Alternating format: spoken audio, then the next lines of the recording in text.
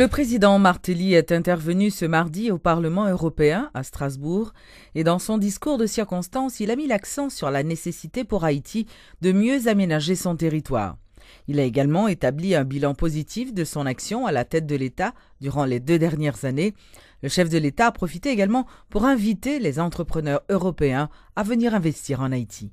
Donc grâce à ce que vous faites, les conditions de vie des plus démunis, ceux qui ont toujours été négligés, est en train de changer. Et je vous dirai, vous l'avez vu à travers certaines images, que vous êtes présents en Haïti. Votre support se fait sentir. Grâce à vous, la nationale numéro 3, la première phase a été inaugurée. Le commissaire Pilbags était en Haïti avec nous. Et maintenant, la deuxième phase est en cours. Grâce à vous encore, ces EFACAP sont en train de former des maîtres. Grâce à votre support, nous relançons la production nationale. On vous dit merci. Donc, j'ai tenu, moi, à être ici pour vous assurer que les choses changent en Haïti.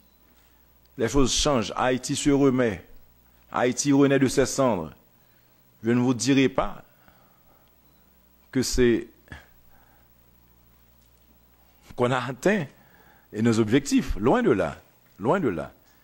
Mais je vous donnerai la garantie que les objectifs fixés seront atteints. On a commencé déjà à combattre la corruption. On démantèle des réseaux de bandits. On travaille à protéger notre environnement. On fait des efforts pour que l'état de droit soit renforcé. Pour la première fois en Haïti, on a un ministère qui combat la pauvreté extrême, qui défend les droits de l'homme. On s'occupe de ceux qui sont sous les tentes. On construit des logements sociaux. Vous êtes présents. Et je vous dis merci au nom du peuple haïtien. C'est ça ma mission aujourd'hui. Venir vous dire merci parce que vous avez été là, vous êtes encore là. Le plus que j'ajouterai à tout ça, c'est qu'à l'avenir, qu'on devrait peut-être penser à inviter les entreprises européennes à venir voir Haïti. Haïti n'est pas un pays qui a besoin de cet assistanat. Haïti offre aussi des opportunités. On peut faire affaire avec Haïti. L'Haïtien a besoin d'emploi. Il a besoin de ce relèvement durable qu'il trouvera à travers ses emplois.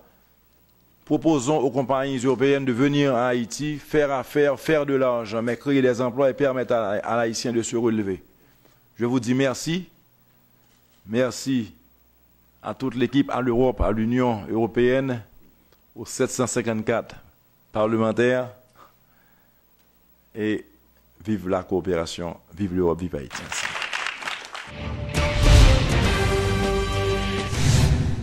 Le président du Conseil européen, Herman Van Rompuy, a demandé au président Martelly lundi, à l'issue d'une rencontre, de garantir un climat politique stable en Haïti afin que la coopération internationale, et particulièrement celle de l'Union européenne, puisse être mise en œuvre rapidement et efficacement. M. Van Rompuy a fait remarquer que les acteurs politiques agissent avec le sens de la responsabilité en gardant à l'esprit que l'enjeu primordial est de répondre aux attentes de la population haïtienne qui reste encore confrontée à d'énormes difficultés et à des conditions de vie précaires. Le gouvernement a accompli depuis sa mise en place en mai 2012 un travail considérable qui vise à faire avancer les réformes, améliorer la capacité de planification stratégique du gouvernement et assurer une reprise de la coordination de l'aide internationale. Nous avons aussi discuté avec le président la nécessité de garantir un climat politique stable pour que la coopération de l'Union européenne et internationale puisse être mise en œuvre rapidement et efficacement. Ceci demandera des efforts de la part de tous les partis politiques et institutions haïtiennes pour trouver des compromis politiques nécessaires. J'ai exprimé au président Martelly le souhait que le retrait à moyen terme de la MINUSTAH devienne une opportunité pour mettre en place une stratégie de réforme de l'ensemble du secteur de sécurité visant le renforcement de la police d'Haïti, mais aussi des systèmes de justice criminelle, pénitentiaire et de contrôle des frontières.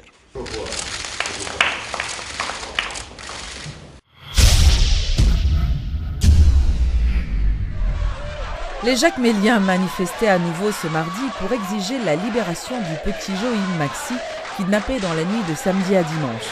Les protestataires ont érigé des barricades, des pneus enflammés et la situation était très tendue ce mardi. Des proches de la victime promettent $10 000 américains à quiconque aiderait à retrouver le jeune enfant kidnappé, alors que les ravisseurs ont réclamé une rançon de $250 000.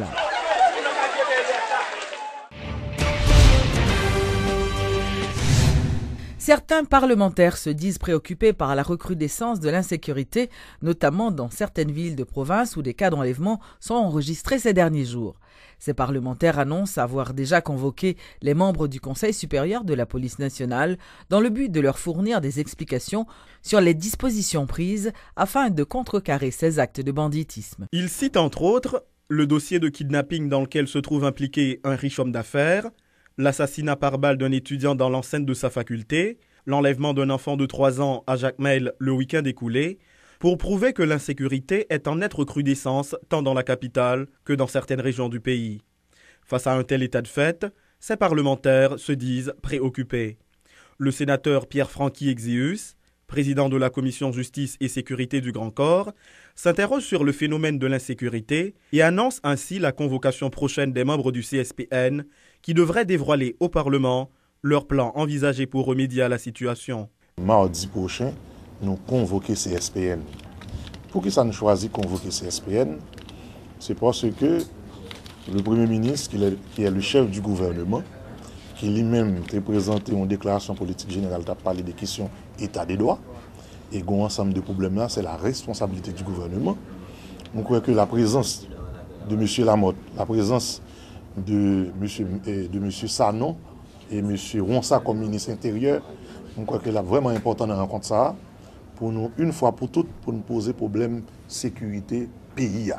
Ne négligeant pas pour ainsi dire les récents actes de banditisme recensés de nos jours à travers le pays, les députés Begens Teus et Vikens Derilus abordent le phénomène de l'insécurité sous un angle plus large. Ces parlementaires soulignent d'autres éléments perturbateurs de la vie sociale, tels la cherté de la vie par exemple.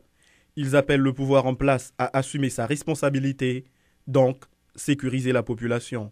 Ou ka prend des gens qui mourent, donc c'est pas comme ça unique tirel. Soit il te peut-être un problème politique à un monde qui mourit, gain tout c'est en fonction de questions problèmes économiques, donc les besoins générer revenus etc. donc qui entraînent dans l'industrie pour faire comme illicitement ou bien par la violence, par l'insécurité. Donc c'est une raison de penser toute solution qui vise à traiter problème d'insécurité qui prend de manière isolée, donc capable toujours vouer à l'échec. Dès pour l'approcher par exemple vers fin d'année, ou bien il y a une instabilité politique, ou bien des pics, ou bien de signal qui montre clair que vacabon malfecté a saisi de l'occasion ça pour yo même régler affaire. Mais question insécurité dans lui-même, il doit faire l'objet, il doit faire l'objet chaque jour de préoccupation, tout le monde qui a responsabilité, l'État, tout le monde qui a responsabilité, soit pour réprimander la police, soit pour juger la justice. Est-ce que vous comprenez? Mis à part les autres formes d'insécurité alimentaire, économique entre autres, celles relatives aux actes criminels comme le kidnapping, le banditisme, constituent un grand défi que doivent relever les autorités, vu la taille de la population et le faible effectif policier. Le ministre de l'Éducation nationale et de la formation professionnelle, Vanner Pierre, a lancé ce mardi un appel au calme aux étudiants protestataires, tout en reconnaissant leur droit d'exprimer leur désapprobation contre tout acte jugé répréhensible et odieux dont ils sont victimes. Monsieur Pierre s'est dit préoccupé quant à la tournure que prend le mouvement des étudiants. Le gouvernement n'est pas indifférent en ce qui concerne le dossier de l'étudiant d'Amael d'Haïti.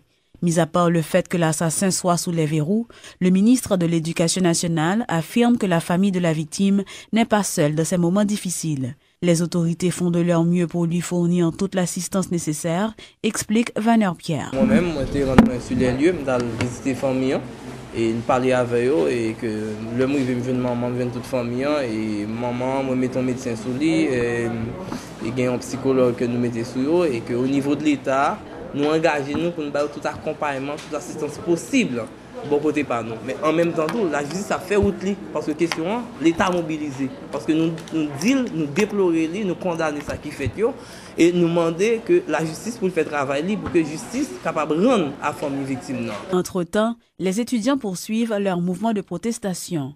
On se le rappelle, la semaine dernière, ils étaient dans les rues afin de réclamer justice pour leurs camarades. En réaction, le ministre de l'Éducation nationale dit déplorer le vandalisme dont font preuve certains manifestants. Vanner Pierre lance un appel au calme. On a demandé aux étudiants pour calmer parce que craser briser, ce n'est pas la formule. Donc, ça a gagné comme poche de revendication, c'est préoccupation de l'État même, ces deux bagages, assistance à la famille que nous engageons dès le premier jour. Nous faisons, nous bon côté famille, depuis jour bagage passé jusqu'à jeudi, on m'a parlé avant, nous avons représentant du gouvernement qui travaille avec famille.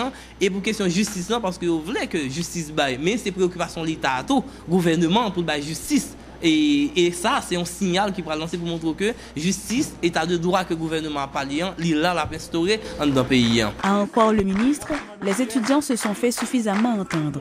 À présent, ils peuvent regagner leur salle de classe et laisser la justice poursuivre son travail. Vanner Pierre explique que l'infiltration du mouvement étudiant par des éléments extérieurs ne joue pas en leur faveur. Il n'y a aucun intérêt pour quitter quel monde infiltré pour faire et capital sous sa capacité dans dos étudiants parce que moi même étudiant nous tout ce qui ça veut dire étudiant dans la rue nous tout ça veut dire le monde infiltré étudiant a utilisé étudiant pour faire n'importe quoi. Je dis tout ça il a demandé c'est préoccupation de l'État au contraire accompagner l'État pour que l'État soit capable de arriver à service que l'y engager pour bail. Le gouvernement a rencontré tous les acteurs concernés en vue de trouver un terrain d'entente, a fait savoir le ministre de l'Éducation nationale qui dit espérer que cette démarche n'a pas été vaine.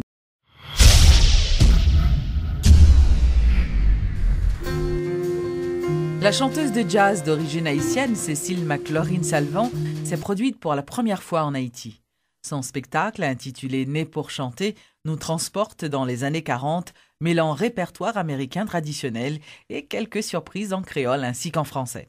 Accompagnée d'un trio venu de Washington et de Miami, cette diva de 23 ans, lauréate du prix Thelonious Monk 2012, a su charmer le public.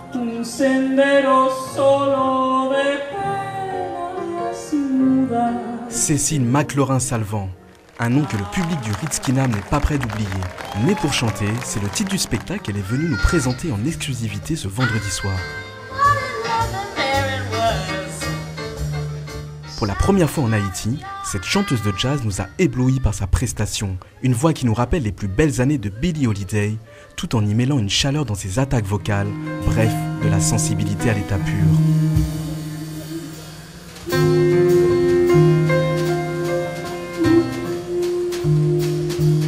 Accompagnée d'un trio époustouflant, cette jeune diva d'à peine 23 ans a réussi ce à quoi beaucoup d'artistes aspirent, le respect du public et de ses pairs.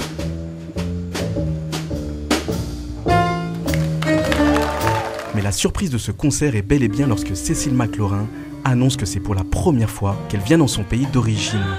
Et sur ces mots, elle nous offre le plus beau cadeau qu'il soit.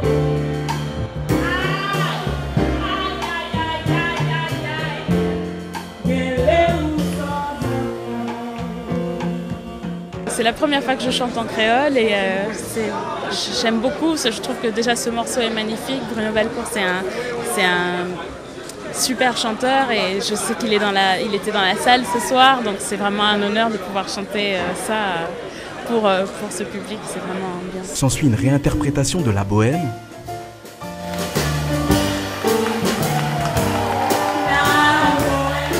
Inutile de vous dire que le public ne s'est pas fait prier pour l'accompagner.